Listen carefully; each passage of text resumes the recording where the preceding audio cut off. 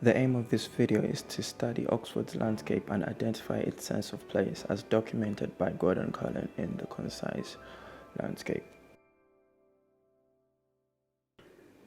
Our journey begins from Magdalen Bridge, coming through on the High Street and then branch off on Queen's Lane, following it all the way until we get to Cage Street through New College Lane. We cross the street and go through the Boliden Library, back onto Cage Street, then onto the High Street again, then through to Queen Street, where our journey ends.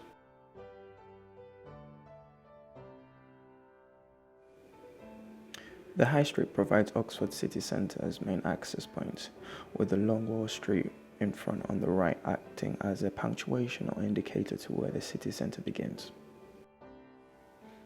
As we enter the city centre, the Carfax Tower can already be seen as an incident and landmark, which we will go into later, as it provides a here and there feeling. The Englishness theme is already evident due to the irregularity and variety between the buildings. As we enter onto Queen's Lane, a level of anticipation is created. On the right, we can see the contrast between the level of intricacy on the fence and the surrounding buildings. Space is also generated from the deflection of the building ahead, as even if we can't see it, there is the expectation of its presence. This creates a level of anticipation and mystery, but at the same time, the space that we might come across can be predicted. As we stand by the New College Lane, there's a perception of here and there by the theatre and the Clarendon Building Square, which, when we get closer, an invitation is presented through the open gate, like the square's arms were wide open, inviting us in. As we enter, we see the closed vista and incident in front of us in the shape of the theatre. The architecture of the building forces us to step back and appreciate the intricity of it, while the incident above draws our attention and gives the area character by preventing our eyes sliding on above onto boredom.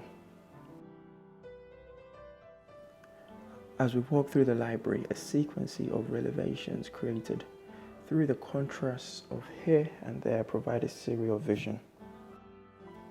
There is an enclosure within the space created by the buildings and gives the sense of I am in it and embodies the idea of here-ness.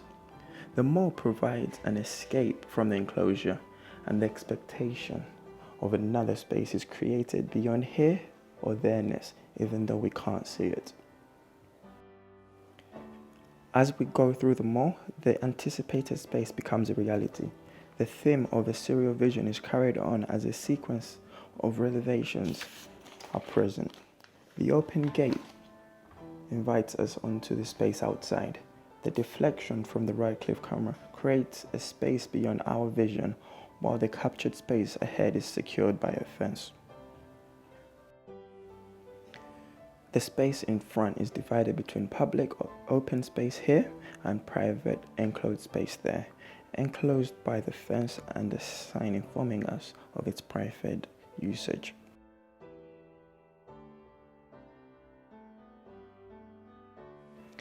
In front of us we have again here, open space, and there. And in between we have a narrowing of space due to the enclosure created by the surrounding buildings, as the different spaces provide different uses.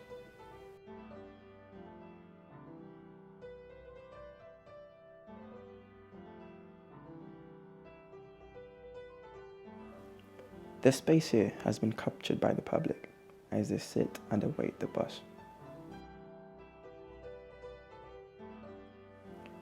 Ahead is the Carfax Tower landmark by the city centre's major junction, with separate spaces available for cars and for people, the pedestrians.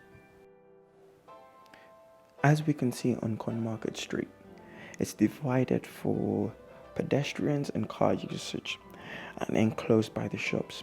A projection is created from the intricacy of the building front, provoking the users, the pedestrians mainly, to colonize the space and dominate the area.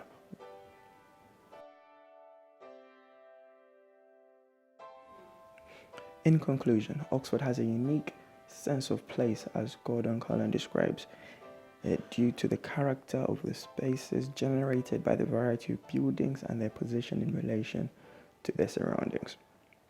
I've learned from this study that when designing in the future, I'll be able to create a sense of place for the users through an area's landscape.